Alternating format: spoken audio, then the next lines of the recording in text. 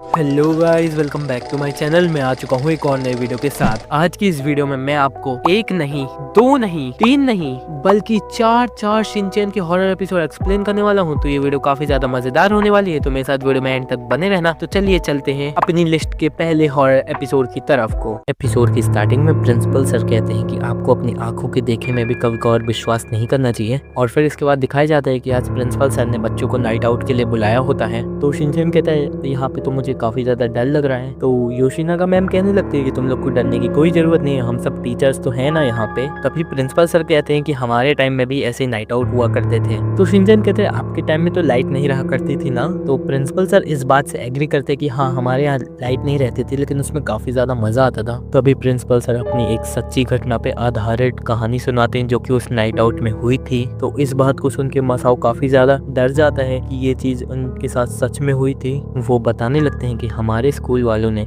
Total 20 बच्चों को बुलाया था, लेकिन जब बाद में काउंटिंग हुई तो वो 21 हो गए थे। और पता चलता है कि हमारे स्कूल में एक बच्चे की आत्मा थी, क्योंकि हमारा स्कूल पुराना था। इस बात को सुन के सब लोग भागने लगते हैं, इवन टीचर्स भी डर जाते हैं। तो तभी प्रिंसिपल सर कहते हैं कि तुम लोगों को डरने की कोई जरूरत नहीं है, अपना स्कूल तो नया है। तभी यहाँ पे प्रिंसिपल सर कहते हैं कि उस दिन भी वैसी ही फुल मून की नाइट थी जैसी आज है। फिर इसके बाद मात्सुजागा मैम योशिनागा मैम से पूछती है कि आपको सर की स्टोरी सुन के डर नहीं लगा। तभी प्रिंसिपल सर कहते हैं ये नहीं हो सकता, और वो चुपचाप बिना कुछ बोले आसमान की तरफ देखते रहते हैं। तभी नैनी प्रिंसिपल सर के पास आती है और पूछती है सर आखिर ऐसा क्या होगा कि आप कुछ बोल नहीं रहे हैं। तो प्रिंसिपल सर कहते हैं प्लीज मुझे अकेला छोड़ दो, प्लीज मुझे जाने दो यहाँ से, ये नहीं हो सकता। योशिनागा मैम उनका ध्यान भटकाने के लिए क्रैकर्स ले आती हैं और प्रिंसिपल सर कहते हैं कि ये पॉसिबल कैसे है, ये नहीं हो सकता। और ये चीज सबको काफी ज्यादा अजीब लगती है कि प्रिंसिपल सर एक ही बात रिपीट कर रहे हैं। तो बच्चों का ध्यान भटकाने के लिए इन लोगों ने जो है क्रैकर्स लाए थे, तो वो क्रैकर्स जलाने लगते हैं। तभी प्रिंसिपल सर की वाइफ आती है, तो वो देखती है कि एक कोने में वो बहुत सहमे और डरे हुए बैठे हैं। तो वो उनके पास जाती है, कहती है अरे आपको आखिर हुआ क्या है, पूरा एंजॉय कर रहे हैं बच्चे, क्या हुआ है। तो प्रिंसिपल सर बताने लगते हैं कि तुम्हें याद है अपने स्कूल की कहानी जहाँ पे एक बच्चा एक्स्ट्रा था, आज मैंने सिर्फ 50 बच्चों को बुलाया है और जब मैंने काउंटिंग की तो वो जो 51 है। तो वो कहती है अरे कुछ नहीं होता, आपने शायद गलत काउंटिंग कर ली होगी, अपने स्कूल तो नहीं हुए, यहाँ पे कोई बच्चे की आत्मा नहीं हो सकती। और जो है कहीं पे भी एजीओ मैम नहीं दिख रही थी।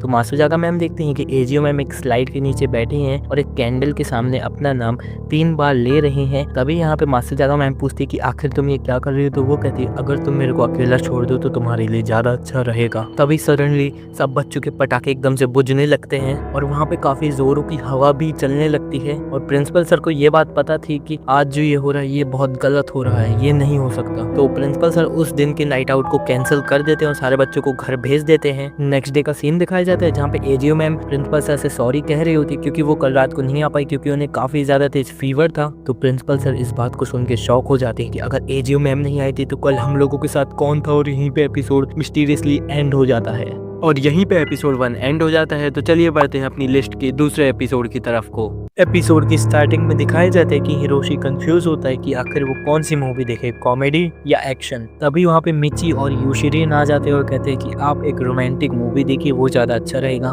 तभी हिरोशी इनको डांट के भगा देता है, कहता है ये मेरा घर है, इसमें मैं अपनी मर्जी की मूवी देखूंगा, तुम लोग यहाँ से चले जाओ। तो वो दोनों लोग उसके ऊपर गुस्सा होकर वहाँ से चले जाते हैं। फिर कुछ दूर जाने के बाद उनको एक डीवीडी शॉप दिखती है, तो वो डीवीडी शॉप के अंदर चले जाते हैं और वहाँ का जो दरवाजा होता है बहुत ही ज्यादा नॉइस के साथ खुलता है और वहाँ पे काफी ज्यादा अंधेरा होता है और वो लोग काफी ज्यादा डरे होते हैं क्योंकि यहाँ पे थोड़ा डार्क होता है और वो लोग एक रोमांटिक मूवी की सीडी ढूंढने आए होते हैं। तभी यहाँ पे वो शॉपकीपर आ जाता है और पूछता है आपको आखिर क्या चाहिए। तो वो लोग बताने लगते हैं कि उनको एक रोमांटिक मूवी की डीवीडी चाहिए। तो वो शॉपकीपर एक बहुत ही हॉरर स्माइल देता है और कहता है हमारे यहाँ रोमांटिक मूवीज की जो डीवीडी है वो फ्री में है, आप चाहे तो कोई भी डीवीडी ले सकते हैं। तो फ्री वर्ड सुन के लोग काफ़ी ज़्यादा खुश हो जाते हैं और वहाँ पे अपनी मनपसंद डीवीडी ढूंढने रखते हैं। तभी उस मिस्टीरियस शॉपकीपर की अपन को एक बहुत ही ज़्यादा हॉरर स्माइल दिखाई जाती है। फिर इसके बाद वो दोनों घर आ जाते हैं और अपनी मनपसंद डीवीडी को लेके आते हैं और फिर वो जब उसको प्ले करते हैं, प्ले करने के बाद वो लोग काफ़ी ज़्यादा डर जाते हैं, चिल्लाने लगते हैं और टीवी के अंदर से कुछ अजीब सा ब्लैक कलर का निकलने लगता है। इन देन सीन शिफ्ट होता है और नेक्स्ट डे का सीन दिखाया जाता है जहाँ पे शिनचैन सजेस्ट कर रहा होता है कि आज अपन एक्शन कामेन की मूवी देखेंगे। तभी यहाँ पे मिची और योशिरिन आ जाते हैं और हिरोशी से कहते हैं कि आप इस वाली मूवी को देखना, ये काफ़ी ज़्यादा अच्छी है। तो हिरोशी फिर से इन पे गुस्सा हो जाता है और कहते हैं फिर से तुम लोग मेरे परमिशन के बिना मेरे घर में आ गए, चलो निकलो यहाँ से। और फिर इस बार हिरोशी डिसाइड करता है कॉमेडी मूवी देखने की, बट उसमें कुछ भी कॉमेडी नहीं होता है तो वो रोने लगते हैं क्योंकि कोई भी उसको मज़ा नहीं आ रहा होता है। जब मिसाई हिमाबारी को हिरोशी के हाथ में देने आती है तभी उसका घर का डोरबेल बजता है तो वो उधर जाती है और देखती है कि पड़ोस वाली आंटी आके सीधा ही उससे कहती है कि ये वाली डीवीडी तुम देखना, काफ़ी ज़्यादा मज़ेदार है। वो कहती है हमको नहीं चाहिए, लेकिन जो पड़ोस वाली आंटी होती है वो उनको उनके हाथ में थमा के वहाँ से भाग जाती है। नेक्स्ट सीन में अपन को दिखाया जाता है कि शिनचैन दौड़ते हुए पार्क में जाता है। पार्क के अंदर शिनचैन को मसाओ मिलता है तो शिनचैन कहता है कि आखिर मसाओ तुमने मुझे इतनी जल्दी में इधर क्यों बुलाया है। तो मसाओ कहता है क्या तुमने ये वाली डीवीडी देखी अभी तक। तो शिनचैन कहते हैं अच्छा ये डीवीडी, ये तो मेरे घर में वैसे भी 2 लोग पहले ही दे चुके हैं। तो मसाओ कहता है अच्छा तुमने इस डीवीडी को देख लिया। तो शिनचैन कहते हैं नहीं, मैंने अभी तक इस डीवीडी को नहीं देखा। मसाओ इसके ऊपर काफी ज्यादा गुस्सा हो जाता है और कहते हैं जल्दी से अपने घर जाओ और जाके ये डीवीडी देखो। फिर शिनचैन इसको बहुत ज्यादा वियर्ड समझता है और यहाँ से भाग जाता है। घर में नोहारा फैमिली सोच रही होती कि आखिर इस डीवीडी के अंदर ऐसा है क्या कि सब लोग अपन को यही सजेस्ट कर रहे हैं, और वो लोग इस डीवीडी को जो है डीवीडी प्लेयर में लगा देते हैं और डीवीडी को चालू कर देते हैं। और फिर जैसे ही मूवी स्टार्ट होती है तो वहाँ पे 2 अनजान आदमी एक ब्लैक सूट पहने हुए और फिर वो जो टीवी के पास आने लगते हैं और फिर दिखाई जाता है कि उनका जो फेस है वो हिरोशी और मिसाई के फेस से स्वैप हो चुका है और वो उनके जो हाथ होते हैं वो टीवी से बाहर आने लगते हैं। इसको देख के रियल मिसाई और हिरोशी काफी ज्यादा डर जाते हैं और फिर जो वो क्लोन्स होते हैं वो टीवी से पूरे तरीके से बाहर निकल आते हैं। कुछ देर बाद शिनचैन भी अपने घर लौट के आ जाता है और जब वो अंदर जाता है तो तभी मिसाई और हिरोशी कहते हैं शिनचैन तुम्हें ये डीवीडी देखनी चाहिए। तो शिनचैन इनसे थोड़ा डर जाता है और वहाँ से वो जो है भाग के किचन में आ जाता है, लेकिन जो मिसाई और हिरोशी होते हैं उसको फिर से घेर लेते हैं और उसको फोर्स करते हैं कि तुम्हें ये डीवीडी देखनी चाहिए, काफी ज्यादा मजेदार है, इसको देख के तुम्हें काफी ज्यादा मजा आएगा, एक बार तुम इस डीवीडी को देखो। तो फिर शिनचैन कैसे ना कैसे करके वहाँ से भाग जाता है और फिर से लिविंग रूम में आ जाता है जहाँ पे टीवी लगी होती है और टीवी के अंदर से आवाज आ रही होती है। शिनचैन टीवी की स्क्रीन में देखता है तो मिसाई और हिरोशी इसके अंदर फंसे होते हैं और कह रहे होते हैं प्लीज हमारी हेल्प करो, हमें यहाँ से बाहर निकालो। तभी यहाँ पे वो दोनों क्लोन भी आ जाते हैं और कहते हैं शिनचैन इस डीवीडी को देखो। तभी यहाँ पे शिनचैन का भी एक क्लोन बन के टीवी से बाहर निकलने लगता है तो शिनचैन वहाँ से साइड में भागता है तो उसका पैर से चलता है तो वहाँ पे जो रिमोट रखा होता है तो उस रिमोट में शिनचैन से रिवर्स बटन दब जाता है जिससे हर चीज उल्टी हो जाती है और वो जो क्लोन्स होते हैं वो फिर से टीवी के अंदर जाना शुरू कर देते हैं। रियल वाले उसके मॉम डैड होते हैं वो टीवी से बाहर निकल आते हैं। तभी उनके घर में वही अनजान शॉपकीपर घुस आता है और फिर वो अपना असली चेहरा दिखाता है। वो और कोई नहीं बल्कि डीवीडी के वर्ल्ड का किंग होता है जो कि इनकी दुनिया में आया होता है सब लोगों को डीवीडी से क्लोन बनाने और अपने अंदर कब्जा कर लेने के लिए। अभी शिनचैन उस डीवीडी किंग के ऊपर चढ़ता है और उस पर अपने गंदे हाथ लगाने लगता है क्योंकि उसको लग रहा होता है ये डीवीडी फेक है। उससे उसको काफी ज्यादा परेशानी हो रही थी और काफी ज्यादा हिल रहा था, कह रहा था कि मेरी आंखें खराब ना करो। तो हिरोशी को कमी पता चल जाती है इस डीवीडी किंग की तो वो उसके ऊपर स्क्रैचर से उस पर स्क्रैच करने लगता है और फिर इसके बाद वो जो डीवीडी किंग होता है वो कहता है मैं जब दोबारा आऊंगा तो तुमसे बदला लेकर ही रहूंगा, और वो वहां से गायब हो जाता है, अपने वर्ल्ड में चला जाता है। और शिनचैन जो है उन डीवीडीज को फेंकने की जगह अपने पास रख लेता है। नेक्स्ट डे का सीन दिखाया जाता है जहाँ पे हिरोशी को मिशन इम्पॉसिबल देखनी होती है। तब यहाँ पे फिर से मिची और योशिरिन आते हैं और कहते हैं ये रोमांटिक फिल्म आप लोग देखिए, ये काफी ज्यादा बढ़िया है। किन एपिसोड की एंड में गलती से शिनचैन वही डीवीडी जो उसके पास कल थी वही चला देता है और एक डीवीडी रखी होती है जिससे फिर से हैरी और मिसाई का क्लोन बाहर आने लगते हैं और यहीं पे चिल्लाते हुए एपिसोड एंड हो जाता है। Thanks for watching. और यहीं पे इस लिस्ट का सेकंड एपिसोड भी खत्म हो जाता है। तो चलिए बढ़ते हैं इस लिस्ट के थर्ड एपिसोड की तरफ को। एपिसोड की स्टार्टिंग में अपन को सन 1997 का समय दिखाया जाता है जहाँ पे एक दिन एक फाउंटेन के पास बहुत ही अजीब सी लाइटें आने लगती है और बिजलियां कड़कने लगती है। फिर अपन को पता चलता है कि इस सब का कारण जो है एक साइबॉर्ग है जो 1997 में भेजी गई है। तो तभी कुछ लड़के इस साइबॉर्ग को एक अकेली लड़की समझ के परेशान करने लगते हैं जिससे उस साइबॉर्ग को काफी ज्यादा गुस्सा आ जाता है। फिर वो साइबॉर्ग जो है इन सभी लोगों को जान से मारने के बाद उसी फाउंटेन के पास छोड़कर चली जाती है।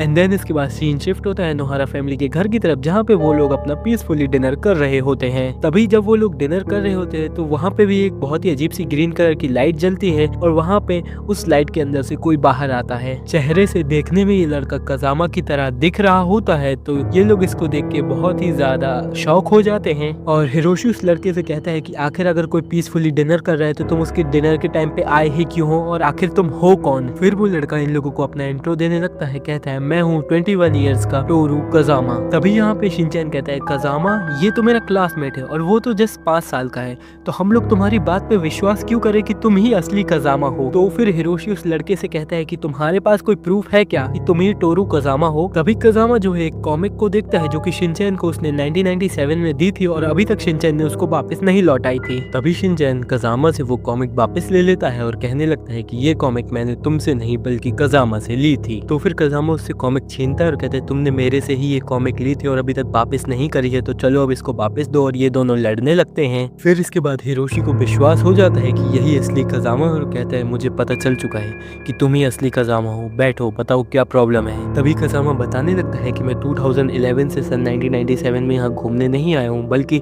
2011 में एक बहुत ही बड़ी परेशानी हो गई है जिसका सॉल्यूशन सिर्फ शिनचैन के पास है, इसलिए मैं आप लोगों को एक चीज बताने आया हूँ। कजामा बताने लगता है कि सन 2011 के टाइम पे एआई का जो है ट्रेंड रहेगा और एआई जो है लोगों के ऊपर कब्जा कर लेगा और उनकी जॉब्स खा लेगा। और फिर वो बताने लगता है कि इन सब एआई का सिर्फ एक ही लीडर है जो कि इन सब को कंट्रोल करता है और उस लीडर के पास ब्रेन भी है। तो तभी कजामा कहता है कि इन सभी लोगों की जान बचाने के लिए अपन को एक सुपर हीरो चाहिए जो कि इस एआई को टोटली खत्म कर सके और 2011 को बिल्कुल नॉर्मल कर सके, और वो सुपर हीरो और कोई नहीं बल्कि अपना शिनचैन है। तो ये बात सुन के नोहारा फैमिली काफी ज्यादा खुश हो जाती है और शिनचैन को अप्रिशिएट करने लगती है कि तुमने बहुत अच्छा काम किया है फ्यूचर में। तभी कजामा बताने लगता है कि उस एआई से पंगा लेना कोई आम बात नहीं है, उसको हर चीज की नॉलेज है। बट शिनचैन ने उससे ऐसे ऐसे क्वेश्चन पूछे कि उस एआई का कंप्यूटर भी फेल हो गया और इसके बाद उस एआई में कुछ शॉर्ट सर्किट के चलते वो पूरी तरीके से उड़ गया और अपनी लीडर की जान बचाने के लिए सन 2011 से सन 1997 में कुछ साइबॉक्स भेजे गए हैं जो कि शिनचैन को जान से मारे जिससे उनका लीडर बच जाए और फिर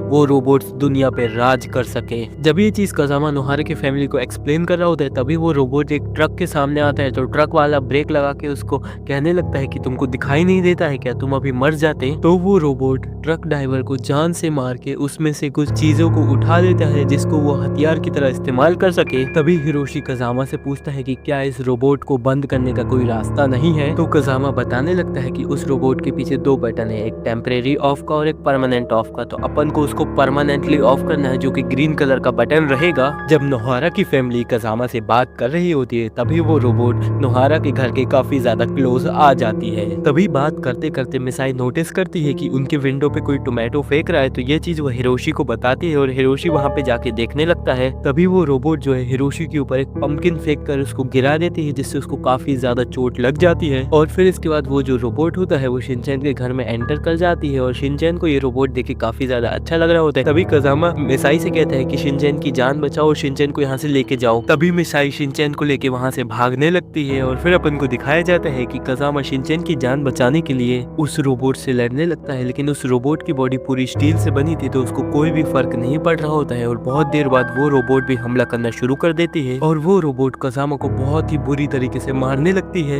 तभी यहाँ पे शिनचैन इस सिचुएशन को देख के कजामा की पिक्चर्स क्लिक करने के लिए नीचे आता है क्योंकि वो मार खा रहा होता है। तभी फिर यहाँ पे कजामा उस रोबोट को डिस्ट्रैक्ट करने के लिए शिनचैन का एक बलून फुलाता है और उसको टेबल पे रख देता है जिससे वो रोबोट डिस्ट्रैक्ट हो जाती है और यहीं पे सही टाइम था शिनचैन को लेके भागने के लिए। लेकिन जैसे ही वो रोबोट रियलाइज करती है कि वो रियल शिनचैन नहीं है तो वो उनके घर की दीवार तोड़ के कजामा के पीछे जाने लगती है और कजामा स्टेयर्स चढ़ के ऊपर चला जाता है और फिर वो रोबोट भी बिल्कुल गुस्से में कजामा के पीछे पीछे ऊपर चली जाती है। और जैसे ही वो रोबोट ऊपर जाके देखती है तो उसको कोई नहीं दिखता है और उस रोबोट को लगता है कि ये लोग बालकनी से नीचे कूद गए हैं। और फिर कैमरा एंगल शिफ्ट होता है और अपन को दिखाया जाता है कि कजामा और शिनचैन तो रूफ टॉप पे चढ़े हुए हैं। तभी कजामा से जो है पैर से क्रैक की आवाज हो जाती है जिससे वो रोबोट को समझ आ जाता है कि ये और कजामा जो है ऊपर है और फिर वो रोबोट जो है कजामा को पैर से पकड़ के उठा लेती है और फिर इसके बाद वो कजामा को उठा के छत से सीधा नीचे फेंक देती है जिससे उसको काफी ज्यादा चोट लग जाती है। लेकिन कजामा शिनचैन से कहता है शिनचैन तुम वहां से भाग जाओ। तभी वो रोबोट शिनचैन की तरफ बढ़ने लगता है जिससे शिनचैन काफी ज्यादा नर्वस हो जाता है और वो वहां से हिल भी नहीं पा रहा होता है। तभी वो रोबोट जो है एक जंप लगाता है। जब शिनचैन पीछे जा रहा होता है तभी उसके घर का जो एंटीना होता है वो उसके पैर में लग जाता है जिससे वो गिर जाता है और वो जो रोबोट जंप लगाती है वो सीधा ही रूफ टॉप से नीचे गिर जाती है जिसकी वजह से उस रोबोट का सिस्टम कुछ प्रोसेस नहीं कर पाता है और यहीं पे कजामा को टाइम मिल जाता है उसको ऑफ करने का। तभी शिनचैन भी नीचे आ जाता है बट यहाँ पे कजामा से एक छोटी सी गलती हो जाती है कि वो उस रोबोट को जो है टेम्परेरी ऑफ करता है ना कि परमानेंट, क्योंकि उसने गलती से ब्लू बटन दबा दिया था ग्रीन बटन की जगह, तो कुछ टाइम बाद वो रोबोट दोबारा से ऑन हो जाता है और फिर उसका सिस्टम तुरंत ही प्रोसेस करके शिनचैन के पीछे जाने लगता है और उस रोबोट पे काफी ज्यादा हीट जनरेट होने लगती है। तभी शिनचैन अपनी जान बचाने के लिए अपने घर के कबर्ड को खोलता है और उसके पीछे छुप जाता है। और आप सभी को तो पता ही है कि शिनचैन के कबर्ड हमेशा ही भरे रहते हैं, तो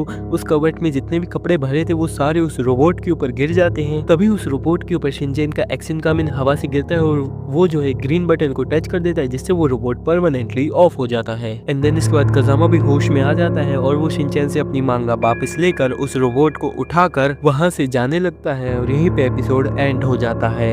और यहीं पे अपनी लिस्ट का तीसरा एपिसोड भी खत्म होता है। तो बढ़ते हैं अपनी लिस्ट के आखिरी एपिसोड की तरफ को। एपिसोड की स्टार्टिंग में प्रिंसिपल सर कहते हैं कि क्या शिनचैन की फैमिली स्केप से बच के निकल पाएगी, और फिर इसके बाद सीन शिफ्ट होता है और अपन को 2 स्केलेटन्स दिखाए जाते हैं। तभी उस गुफा के अंदर अचानक से अपन को एक मशाल जलती हुई दिखाई जाती है और वो मशाल और कोई नहीं बल्कि नोहारा की फैमिली जलाई होती है, क्योंकि वो लोग यहाँ पे एक ट्रेजर हंट के लिए आए थे, क्योंकि कुछ लोगों ने बोला था यहाँ पे काफी ज्यादा एक्सपेंसिव ट्रेजर छुपा हुआ है। तभी कुछ दूर आगे चलने के बाद एक स्केलेटन एक साइन बोर्ड पकड़ा था जिसमें लिखा था अगर आप इसके आगे जाओगे तो आपकी मौत हो जाएगी। तभी ये लोग देखते हैं कि वो जो स्केलेटन था वो एक रस्सी से बंधा हुआ होता है, तो इन लोगों को पता चल जाता है कि ये स्केलेटन रियल नहीं है। और फिर इसके बाद मिसाई जो है अपने हंटर की मदद से उस स्केलेटन की जो है रस्सी को काट देती है। स्केलेटन के नीचे गिरने की वजह से जो है वहाँ पे काफी तेज आवाज हो जाती है, जिस वजह से वहाँ के जितने भी चमगादड़ थे वो सारे जग जाते हैं और वो इन पे हमला करने लगते हैं। लकली मिसाई के पास जो है एक मशाल थी जिसकी मदद से वो उनको डरा के भगा देती है। तो फिर इसके बाद इन लोगों की जान बच जाती है और फिर ये लोग थोड़ा सा शांत हो जाते हैं। तभी शिनचैन जो है स्केलेटन के पास जाके देखता है तो वहाँ पे एक मैप रखा हुआ होता है, तो वो मिसाई को आवाज लगाता है और कहता है देखो ये कहाँ का मैप है। उस मैप को देखने पर यह पता चलता है कि ये तो उसी ट्रेजर का मैप है और फिर ये लोग उस मैप को फॉलो करते हुए आगे बढ़ने लगते हैं। कुछ दूर जाने के बाद वो एक जगह पे पहुंचते हैं जहाँ पे एक बड़ी सी मूर्ति होती है और उसके आजू बाजू काफी सारे पत्थर लगे हुए होते हैं। तभी मिसाई ये चीज कंफर्म करने के लिए कि अपन सही जगह पे उस मैप को दोबारा से देखती है और उस मैप में ये बात साफ साफ लिखी थी कि जो प्रिंसिपल सर जैसी दिखने वाली मूर्ति है उसके अंदर जो गॉगल्स है उसको आपको बिल्कुल भी नहीं छेड़ना है, ना उनको उठाना है। लेकिन हिरोशी इन चश्मे को देख लेता है और इन चश्मों के पास चला जाता है और फिर वो जो है प्रिंसिपल सर जैसी दिखने वाली मूर्ति से वो चश्मे को निकाल लेता है और देखने लगता है। तभी शिनचैन अपने डैड से कहता है कि मेरे को भी ये चश्मा दिखाओ, तो वो उसको दिखाता है और फिर वो पहन के देखता है। तभी वो पूरी के बहुत जोरों से हिलने लगती है और काफी सारी आवाजें आने लगती हैं। तभी वो प्रिंसिपल सर जैसी दिखने वाली मूर्ति की आंखें लाल हो जाती है और कहती है कि तुम्हें वो चश्मा नहीं उठाना चाहिए था,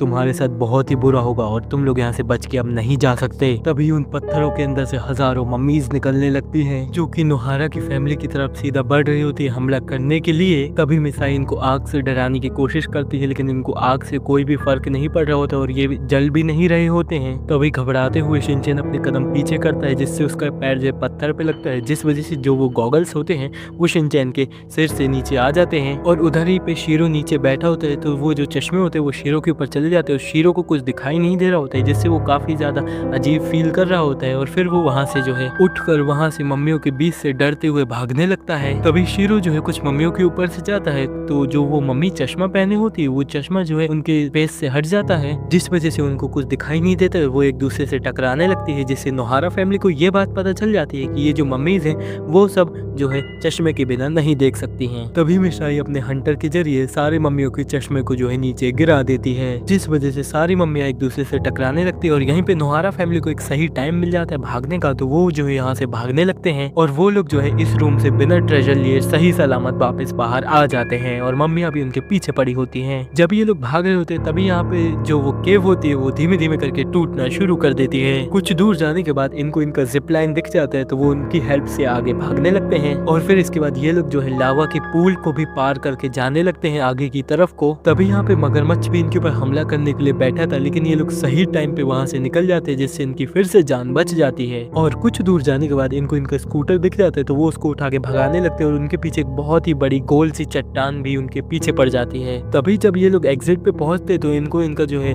प्लेन मिल जाता है, तो वो इस प्लेन को उठा के वहाँ से भागने लगते हैं। तभी इसके बाद अपन को वो केव दिखाई जाती है जो कि बिल्कुल हुबहू प्रिंसिपल सर की तरह दिखती है, और फिर इसके बाद वो केव भी फट जाती है और यहीं पे एपिसोड एंड हो जाता है। लग गया भाई वीडियो बनाते बनाते। आई होप तुम सभी लोगों को ये वीडियो पसंद आई होगी, और भाई सैल्यूट है जिस बंदे ने ये वीडियो अभी तक एंड तक देखी है, और जिन जिन लोगों ने इस वीडियो को एंड तक देखा है वो एक बार कमेंट्स में जरूर बता देना कि हाँ भाई मैंने इस वीडियो को एंड तक देखा है, जिससे मेरे को और मोटिवेशन मिलेगी ऐसी वीडियोस बनाने की। और हाँ, एक छोटा सा आउटरो है वो देख लो। मैं निकलता हूँ, पीस आउट। आई होप तुम सभी लोगों को मेरी न्यू वीडियो पसंद आई होगी। और क्या अभी तक तुम लोगों ने मेरी मोस्ट पॉपुलर वीडियो नहीं देखी है तो क्या कर रहे हो यार, जल्दी से राइट वाली वीडियो पे क्लिक करो और उसको देखो। और अगर मेरी मोस्ट पॉपुलर वीडियो देख ली है तो थैंक यू। क्या तुम लोगों ने अभी तक मेरी रिसेंट वीडियो नहीं देखी है तो क्या कर रहे हो यार, जल्दी से लेफ्ट वाली वीडियो पे क्लिक करो और उसको देखो। मैं मिलता हूँ तुम्हें इन दोनों वीडियो के अंदर, तब तक के लिए गुड बाय।